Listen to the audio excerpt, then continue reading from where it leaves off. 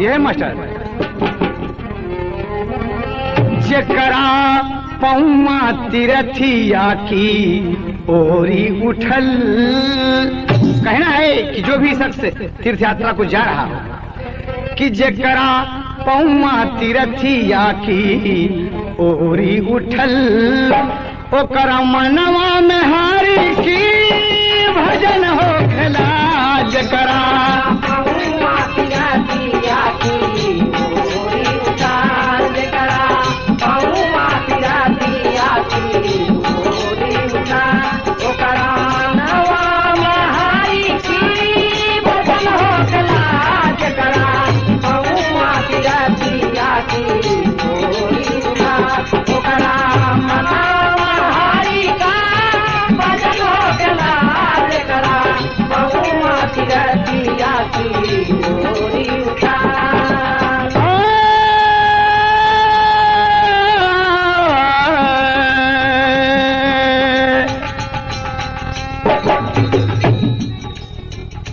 जकरा पौआ तीरथिया की ओरी उठल, ओकरा मनवा में हरि के भजन हो खेला।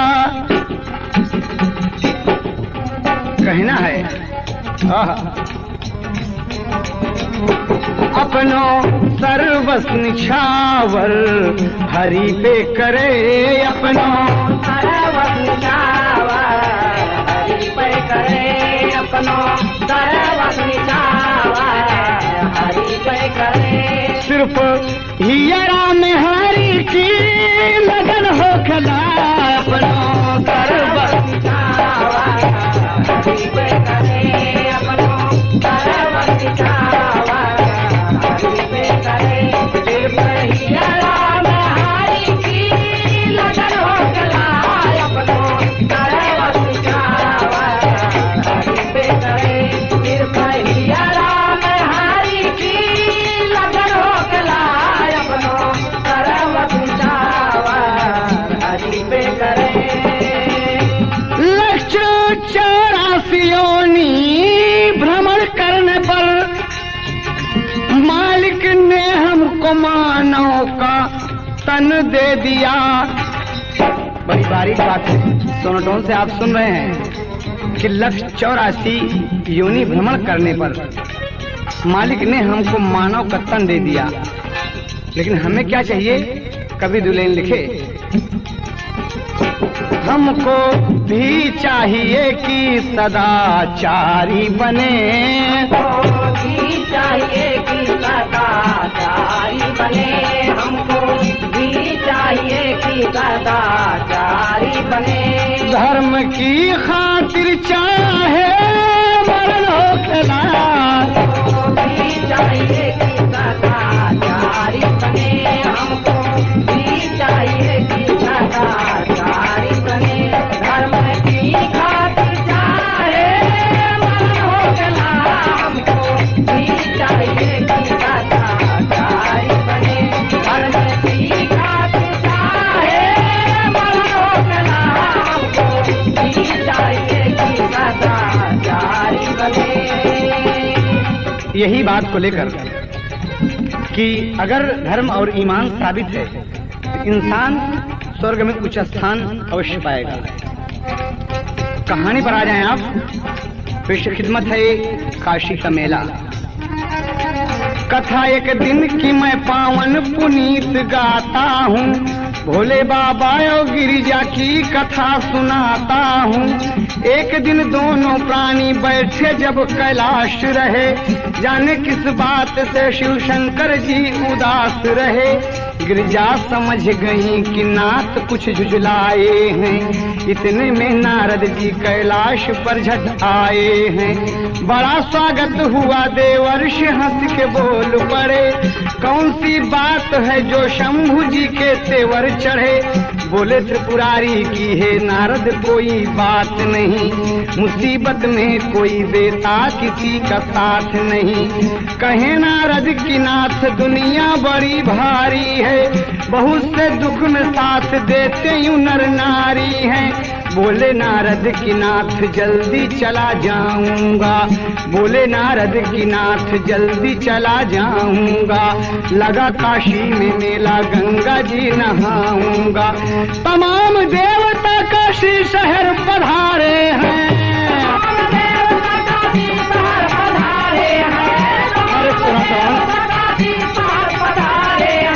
तमाम देवता काशी शहर पधारे हैं,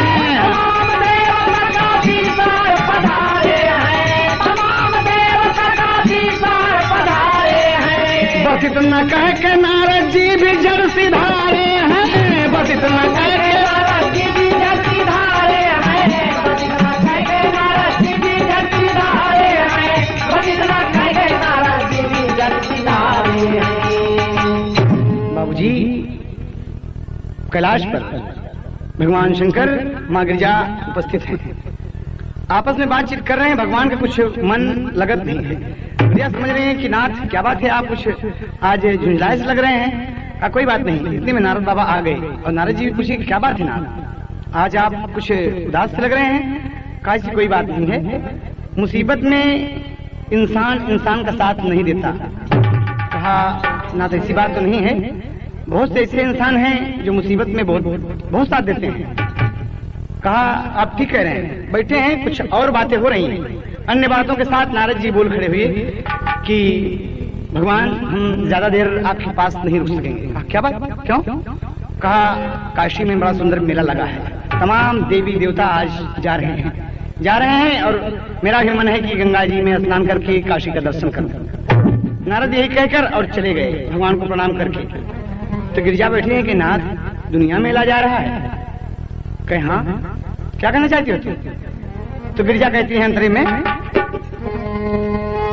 इतना सुन गिरिजा शंभू से बोलली बचन, नाथ काशी का मेला न देखली हमन, अरे काशी के प्रति प्रीतिया हिया में जगल। हे स्वामी, काशी के प्रति प्रीतिया हिया में जगल, पाँव दासी का प्रभु के चरण हो खिला,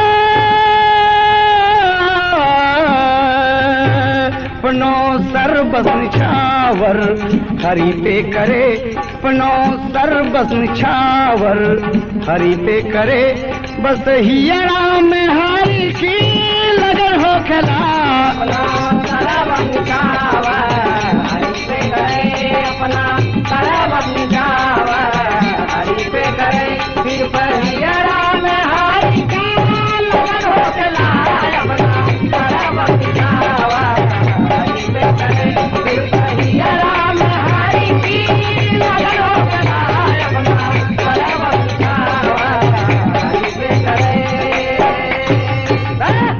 कहना है शंकर जी हंसने लगे कि नारद जी आके अच्छा सुगासा छोड़ गए कि काशी में मेला है और वहां तमाम देवी देवता पधार रहे हैं।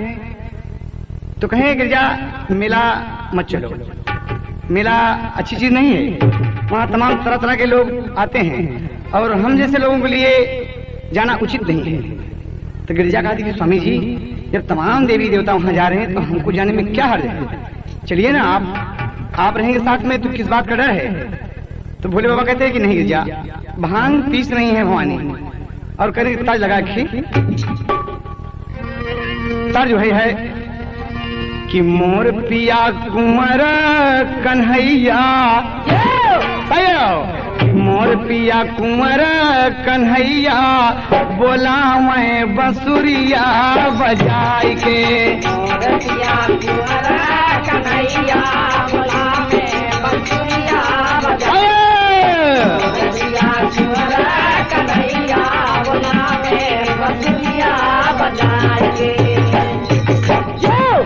बढ़िया ला, लेकिन गिरजा अपने पिया के खुशामद करत हैं। कैसे का कहा थे कि मोर पिया डमरू बजैया, मोर पिया डमरू बजैया, नचैन सारी दुनिया नचाई के।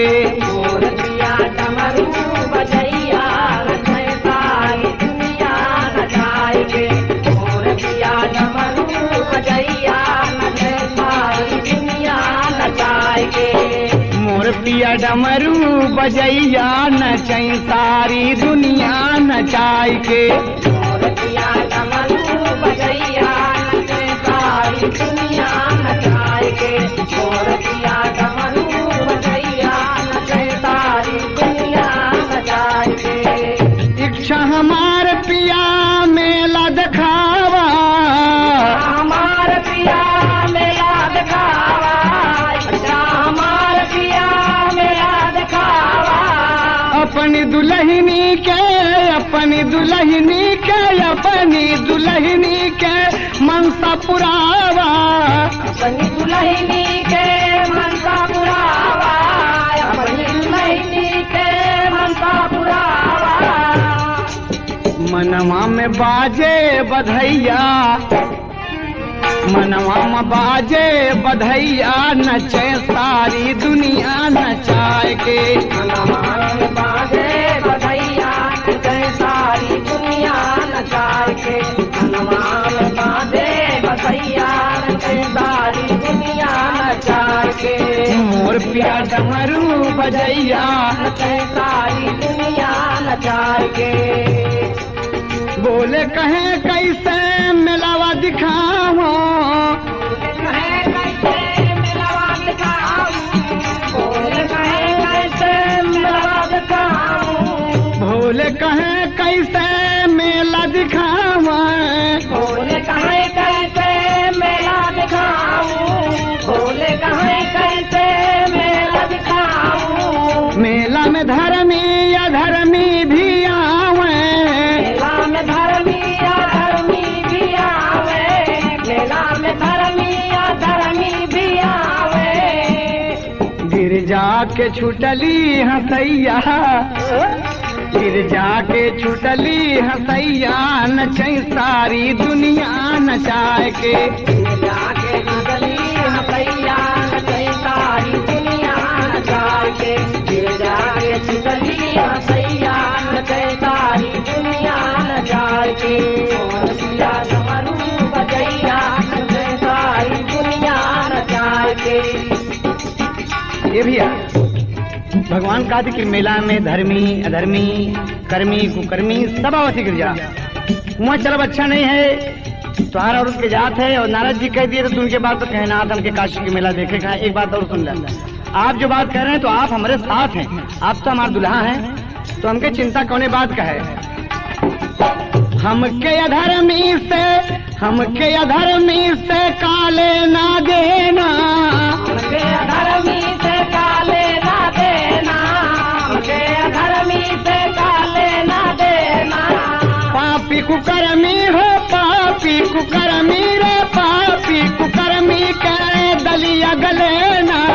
पापी कुकर्मी के दलिया गलेना, पापी कुकर्मी के दलिया गलेना। रक्षा करें गंगा मैया, रक्षा करें गंगा मैया, नचै सारी दुनिया नचाई के। रक्षा करें गंगा मैया, नचै सारी दुनिया नचाए के। रक्षा करें गंगा मैया, नचै सारी दुनिया नचाए के। मोर पिया डमरू बजैया, नचै सारी दुनिया नचाए के। ओ दुनिया नचाई के, दुनिया रे, आ दुनिया नचाई के, दुनिया नचाई के।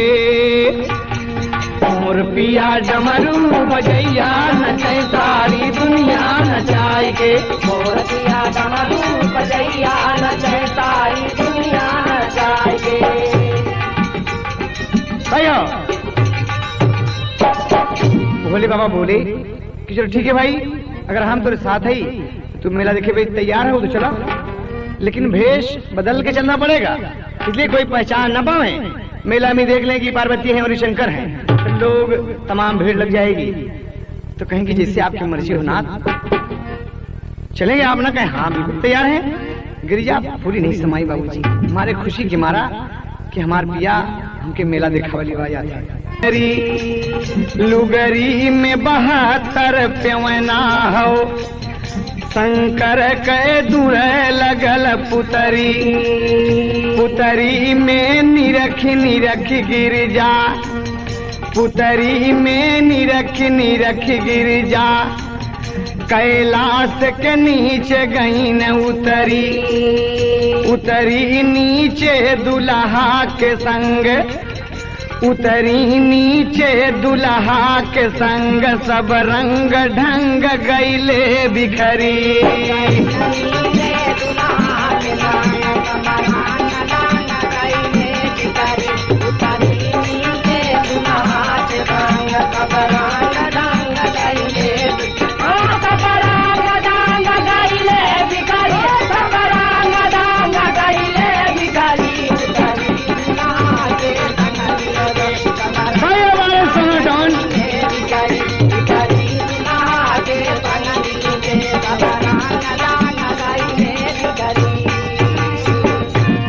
उतर गई तो बिखरी लट छितराए गिरजा, हंस के भोलेनाथ, भोलेनाथ हंस दिए बाबूजी, हंस दिए कि गिरजा यूं उस पोशाक में तो कितनी अच्छी लगता, एकदम फटेल बड़ी पहन ले कि निरखी के लटी छितराए गिरजा और हंसले भोलेनाथ। अरे नाथ के आगे खड़ी भैन जब जोड़ के दुई नौ हाथ हो, मसो से अपने मन में भंवरा, मसो से अपने मन में भंवरा। अरे हाथ से आंचल रह के माँ कमर मखों से, मसो से अपने मन में भंवरा।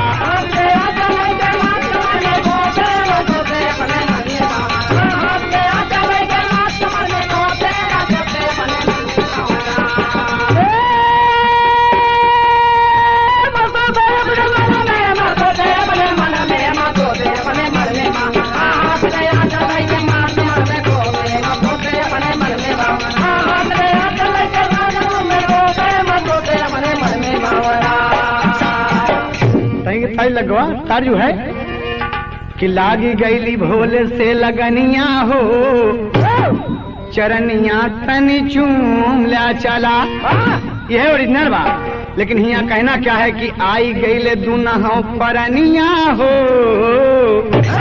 अरे आई गईले दुनहो परनिया हो, लगनिया पावन काशी से लगल, आई गईले दुनहो परनिया हो, लगनिया काशी से लगल, आई गईले दुनहो परनिया हो, लगनिया काशी से लगल। भोले बोले बट जिया कड़हनिया हो, लगनिया पावन काशी से लगल, आई गईले दुनहो परनिया हो, लगनिया काशी से लगल, आई गईले दुनहो परनिया हो, लगनिया काशी से लगल। गिरजा काशी नगरिया देखाई अखिया के खोली, काशी नगरिया देखाई अखिया के खोली, काशी नगरिया देखाई अखिया के खोली, पौआ पिया कह के गिरजा मैया बोली, पौआ पिया कह के गिरजा मैया बोली, पौआ पिया कह के गिरजा मैया बोली। गंगा जी से मंगबे कुछ मंगनिया हो, गंगा जी से मंगबे कुछ मंगनिया हो, लगनिया पावन काशी से लगल बा, गंगा जी से मंगबे कुछ मंगनिया हो, लगनिया पावन काशी से लगल बा, गंगा जी से मंगबे कुछ मंगनिया हो, लगनिया पावन काशी से लगल बा। भोले बोले बट जिया कड़हनिया हो, लगनिया पावन काशी से लगल बा, आई गई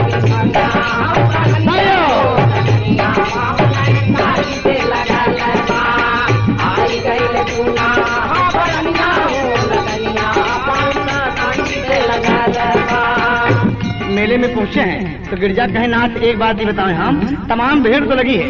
कहे हाँ लगी है। कहे इनमें कितना आदमी स्वर्ग जाएंगे और कितना नर्क जाएंगे। कहा गिरजा ये देखे चाह तो कहें हाँ। कहें आ जा हमारे साथ में आओ। और लिवा गए, बगल में खड़े हो गए।